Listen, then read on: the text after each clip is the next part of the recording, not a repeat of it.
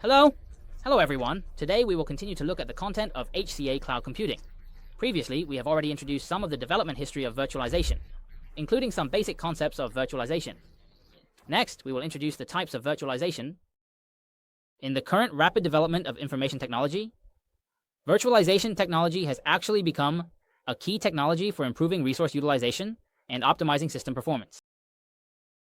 Here, we will first help everyone understand three different classifications within the types of virtualization, which include full virtualization, para-virtualization, and hardware-assisted virtualization. Let's start with the first one. First, we will introduce full virtualization.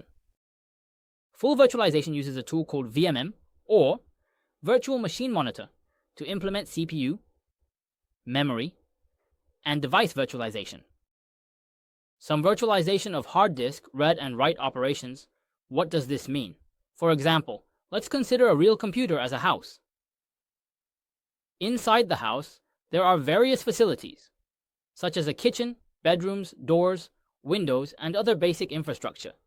Our virtual machine monitor is like a super administrator, who, through technical means, partitions this large house into individual small rooms, each of which is equivalent to an independent computer.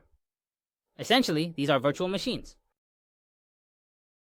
In the full virtualization mode, our client operating system and the computer system hardware do not need to be modified. This is like each small room can be decorated in a different style, meaning different client operating systems can be installed without needing to make any changes to the overall structure of the big house, which is our basic computer system hardware. The biggest advantage of this method is its excellent compatibility.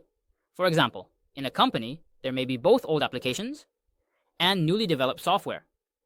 Full virtualization allows these software from different eras, and with different requirements to run stably in their respective virtual machines, just like people with different personalities and needs can find a suitable lifestyle in the small rooms of a big house. However, it also has a drawback. It is that it imposes additional overhead on the processor because of our virtual machine monitor. It needs to continuously manage and coordinate tasks in the background. My tongue. It's like a super administrator who has to constantly shuttle between different rooms to handle various matters. This way, it occupies some of the processor's resources.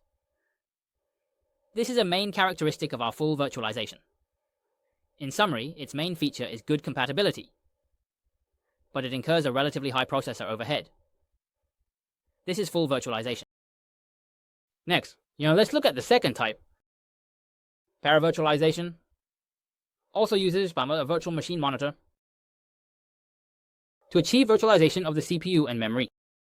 However, for device virtualization, like hard disk read and write, it is handled by our client operating system itself. It's like our administrator, the super administrator, only being responsible for dividing small rooms.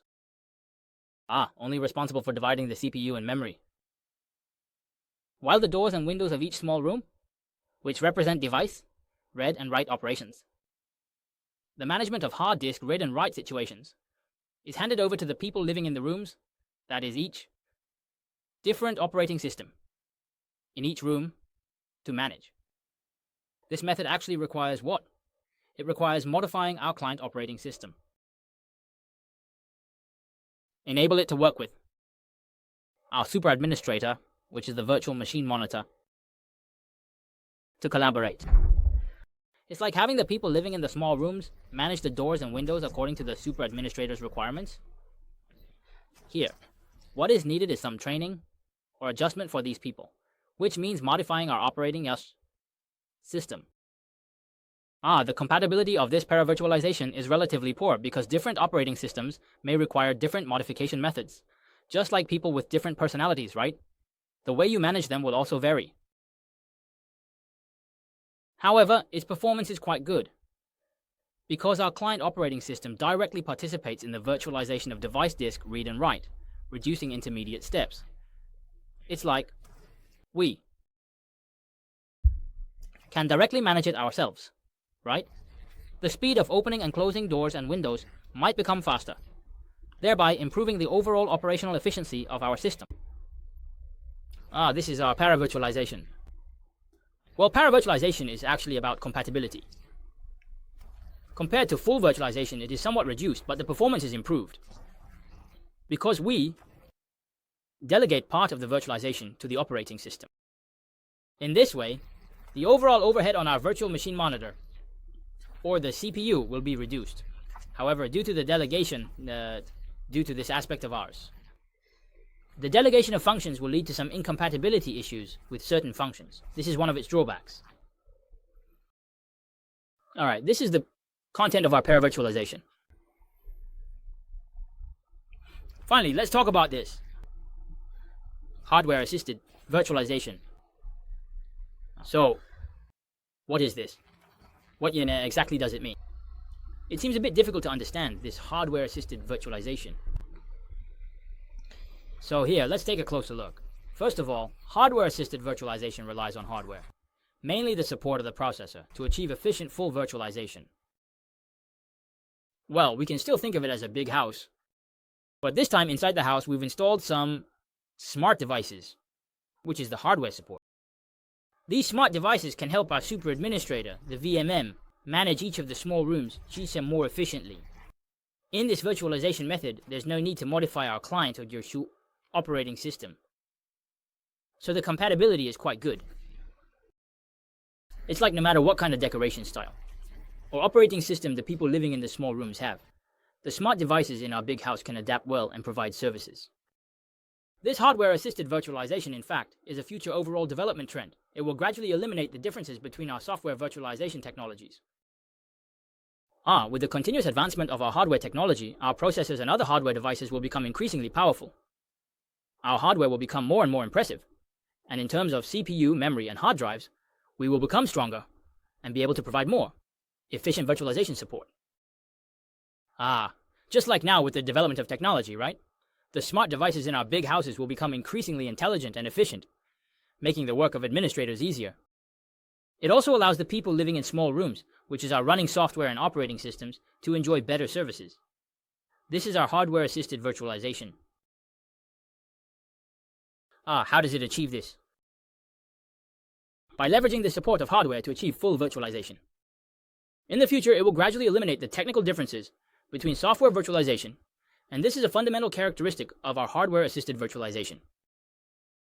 Through a detailed explanation of the three types, full virtualization, para-virtualization, and hardware-assisted virtualization, I believe everyone now has a comprehensive understanding of these virtualization types.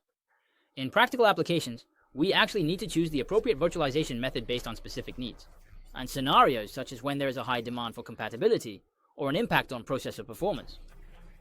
In scenarios where sensitivity to processor performance is not a major concern, we can actually opt for full virtualization. That is to say, if your environment is relatively complex with a variety of systems, all kinds of systems. Compatibility needs to be tested to some extent. Then we should choose full virtualization, as it offers better compatibility. However, the performance might be slightly inferior. Now, if you are pursuing high performance, if you are aiming for high performance, then you actually need to make certain modifications to our operating system. In this case, choosing para-virtualization would be better. It is a better choice. However, with the development of this technology, in a few years perhaps, hardware-assisted virtualization will be increasingly applied to various scenarios, providing us with a more efficient and convenient information experience. As of now, relatively speaking, the market is still primarily focused on full information para-virtualization. Hardware-assisted virtualization still requires some time to develop. If we look a few years ahead, I believe it will surpass the previous two types of full information para-virtualization. This is our perspective. The three types of virtualization. Now that everyone understands the types of virtualization, next we will take you through a detailed understanding of some basic terms related to virtualization, including their characteristics. Alright, we will stop here for this lesson. If anyone wants to learn about Huawei certification technology or obtain Huawei certification question banks, please send me a private message, or you can leave a comment below the video for technical exchanges. That's all for today, everyone.